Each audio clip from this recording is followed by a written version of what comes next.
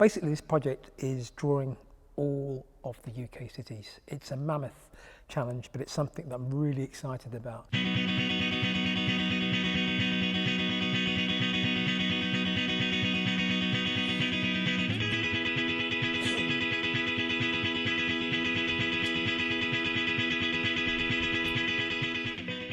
I have almost this experience with the city. I've visited most cities of the UK, and I've found that I've always wanted to draw them, so I've always had that kind of initial need to have this documented. What tends to happen is I'll visit the city, and then I'll remember the buildings, and then what tends to happen is that I'll start to photograph, and I'll start to research the city, the history, as much aerial photography I can get, maps, I mean just so much information.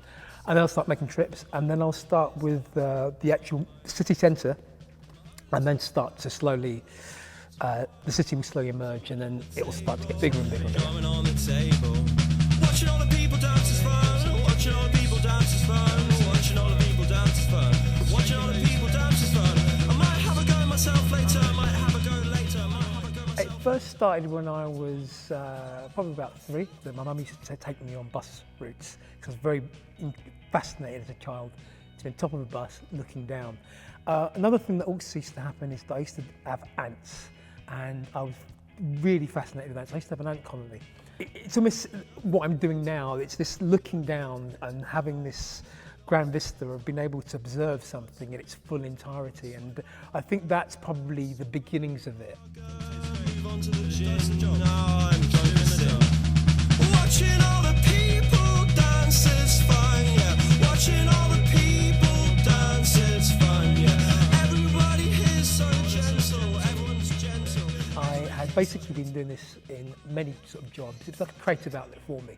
So what had happened is that everybody who sat next to me was very well aware that this is kind of interesting, it's odd, you know, we're all doing our job, and there's this guy who's just drawing cities and cities. And what would happen is I'd get an A4 piece of paper from the printers, or the fax machine, whatever, and then I would basically just draw a city, and then I'd start to map up all of the pieces of paper. When I go to a city, I always map it. And in mapping, what I would do is I'll basically take lots of photography.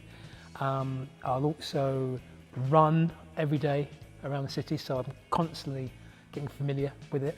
I do have a lot of dreams that I'm going there and I'm walking around, and then I have this almost kind of surreal situation when I'm there, that I'm actually there, but I'm also up there as well, where I'm actually looking down on myself, and it's like almost being like Gulliver's Travels or God. It's a very strange experience sometimes, you know, when you're drawing aerial when you're actually on the ground floor perspective.